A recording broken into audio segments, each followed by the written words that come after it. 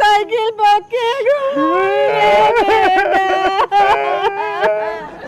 हमरा खाती बीड़ी के गिरिए बाबू संगे दारू पियल जाई के दोस्त वाला खाली हमने के चिकना लेके आवत रहियो सो बेचारा दारू किन के ले आवत रहा दारू ये किन चला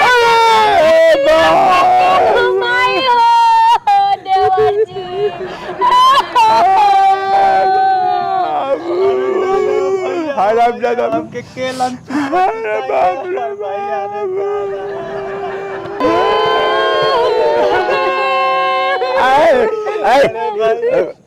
लोकल पाँच साल रोवत रोवत फेफड़ा सूख जाई ये लैसिया वाला कब आई तो कितना बढ़िया देख देख के चेक उक दी पैसा रुपया गाड़ी घोड़ा किनती सा हमनी के ऐश करती सा सुना है LIC वाला या कोनो जना दांत चियाला तब बुझ जाइबा आ सुन रे ते ऐसा ही रहबे सांस एकदम कमांड में ठीक नु LIC वाला आई तो मैंने ऐसा करे के बाकी साला वो रोए लागू हाँ उतना मत चिया तनी मनी और कम कर हाँ और तनी हाँ तना बाहर मुँह बाग के मुँह बंद करना खाली दांतवा लौकी हाँ बस आता ने साले ओवर एक्टिंग जहाँ कैला कि वही घड़ी लपड़ी आवे लगे सारे है नु हाँ आ सुन एनर्जी लॉस नहीं करे का अभी LIC वाला वो घड़ी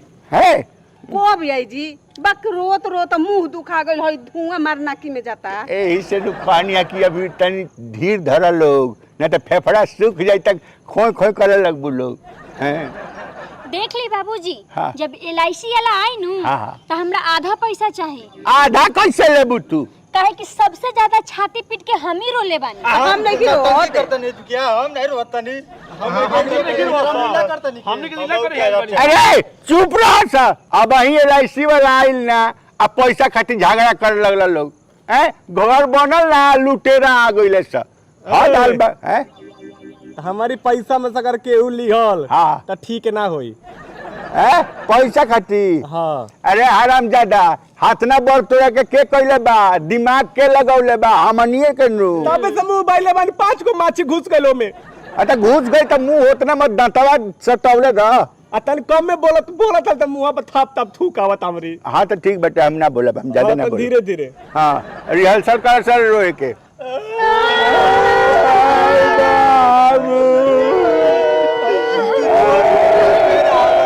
ए माई संप खा के आओ ना तोर मुंह बसा त पारिया भेल बका रे डन न दिया चुप अरे मैंने एकदम साफ बोलला बिना हरज भइल बा हैं कब आता हर सारत पैरिया भइल बा कबे से गैस मार तड़ा हैं तो ऐसन बुझाता कि हम सोचहूं के मुंह जाए अनु कुकुर राम चुपचाप कर पेट पर कंट्रोल हाँ रे छटुआ हाँ भैया तने खजुआ देबे नीचे बा पसीना चल गेल बा हाँ खजबा सा और ऊपर तने और ऊपर तने और ऊपर बा हम ना खजबे ओ जा हम ना खजबे ए सर पूरा पसीना भिजल बा ए सर तो साफ सफाई ना रखेला हैं पैसा लेवे खातिर सबसे आगे हम देखो ना को भाई सालाऊ आई हम देखत नु बानी जहां लौकल की हम तुरंत चालू करवा देब रुक ना आई ओकर नौकरी बाटे ना तो सारे के नौकरी चल जाई बाबूजी का बेटे ले रसिया वाला आओ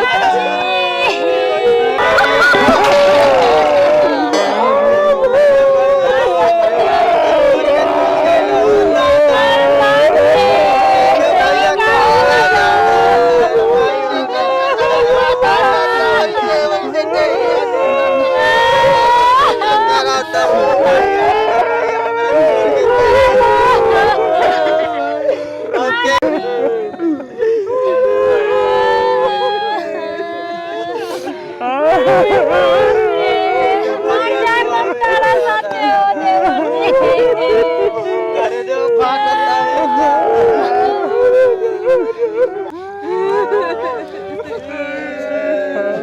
यहाँ पे झगड़ू पहाड़े के है। हाँ भाई बोल रहे का ना ना हाँ भाई तू झगड़ू पहाड़े है बा? ना ना ना ना ना हम झगड़ू पार के बेटा है तू झगड़ू पहाड़ के बेटा है? ना ना हमार बेटा है झगड़ू पार। अच्छा हम है चुनमुन पांडे, हम LIC डिपार्टमेंट के हैं। LIC साइड बनी हाँ जी प्रणाम प्रणाम तन गोड़वा ने करते सुनती अब अरे बाप रे बाप देखिए झगड़ू पहाड़े तो मर गई ने। अब देखत नहीं कि डाची यार के पड़ल बारे ओहो ये नु हमें हमें आपके इस परम दुख की बेला में हमारे तरफ से श्रद्धांजलि अर्पित है। खाली श्रद्धांजलि है। ऐसा लगा था कि झगड़ू पहाड़े जियते बाटे। अरे महाराज लौकत नहीं कर रहा हुआ डाची यार के पड़ल बारे जा डाची यार के पड़ल बारे इनका आखिरी इच्छा ही है रे कि हंसते हंसते हमारे पढ़ाई छूटो। देखिए जो LIC होती है वो प्राकृतिक मौत में जो पैसा है आपको मिलता है 25 लाख रुपया इनके नाम से है। इन जो परिवार है 25 लाख रुपया मिलेगा। 25 लाख।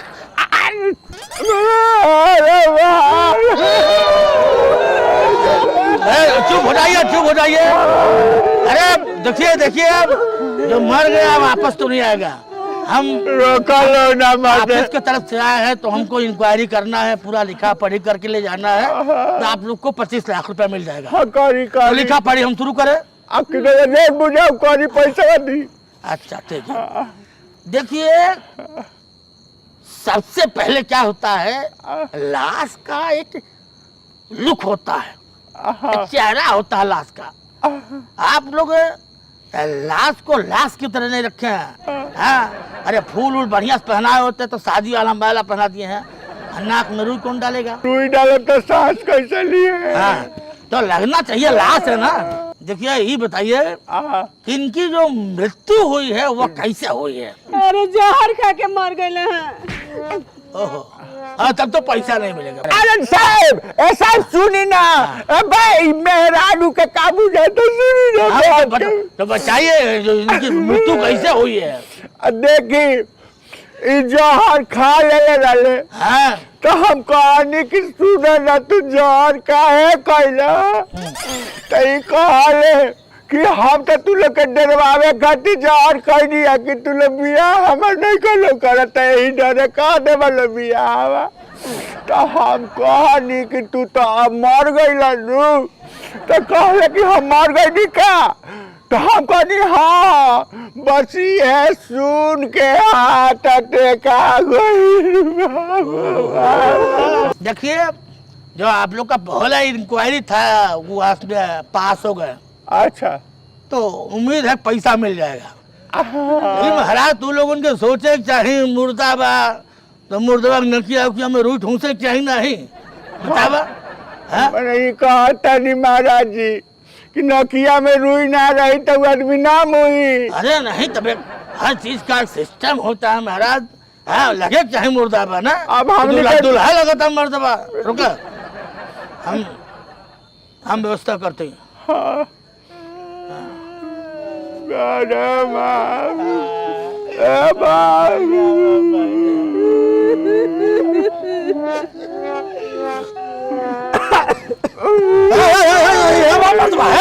अरे तो जिंदा बा। अरे जियता है। अरे बाप रे बाप। महाराज जी अरे पैसा सुनी हेलो सुनी। अरे महाराज क्या ओकर नौकिया में अंगूरी करब तब छीकी ना जिंदा भाई जिंदा आदमी छीकला तब मुइए गइल बाटे भगवान। देखिए तो आप लोग इसमें भी पास हो गए हैं। हाँ अब हमको कुछ सोचना पड़ेगा जी जी कि आप लोगों को पैसा मिल जाओ। हाँ कैसा हो करवा दी महाराज जी।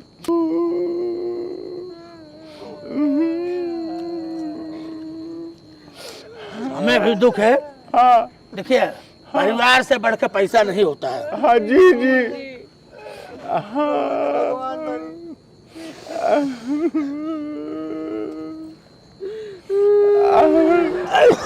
अरे बाप तू ये मर्दवा चीटिंग करता धोखा दे धोखा है साहब पैसा नहीं मिली है साहब अरे मुर्दा छिकट है मर्दवा पैसा चावनी ना मिली ए साहब सुनी ना ए साहब अरे हवा अटकर रहेला नु कहीं कहीं जब धुआं जाए तो रिएक्शन करेला अच्छा वो का है तो हमार पढ़निया विज्ञान कम है विज्ञान हाँ। अच्छा ठीक है एक अंतिम अंताक्षरी हो। अच्छा तुम लोग सब में पास हो गए। अंतिम एग्जामिनेशन परीक्षण है।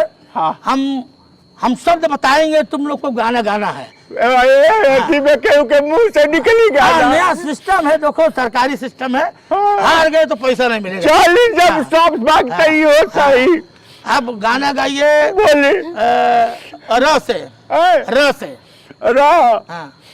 रात दिया बूटा के पिया क्या क्या किया रात दिया बूटा के पिया क्या क्या किया अच्छा शाबाश अब गाना गाइए आप लोग ये चाचा से से हाँ च से गाइए। चाचा हमारे विधायक हमें नाद रहे वो डबल छोटी वाली तो के टांग ले जाए वो अच्छा हम एक बार है।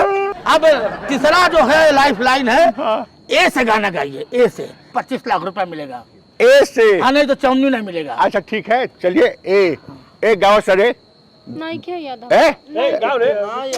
गाना ए से तो 25 लाख रुपया नहीं मिलेगा। ठीक है 25 लाख हम जाती 25 लाख नहीं राजा राजा राजा हमारे जो में समझा उठाओ तो नहीं कोरा तो खूब मजा बोहिया में कोसी के सैया मारे लो तुम लोग हमको चूतिया बनाता है। ये मुर्दा है जिंदा है। एलआईसी का पैसा तुम लोग घपला करना चाहता है। काश पैसा चवन्नी नहीं मिलेगा फूटी कौड़ी नहीं मिलेगा धोखा देता है सरकार। देखी ना अब देखे मुर्दा छींक रहा है अब मुर्दा गा रहा है मुर्दा नाचाता है। हे राजा राजा राजा करे जा में समाजा फूटल कौड़ी ना मिले पुलिस केस कर देंगे। नहीं मिलेगा नहीं मिलेगा।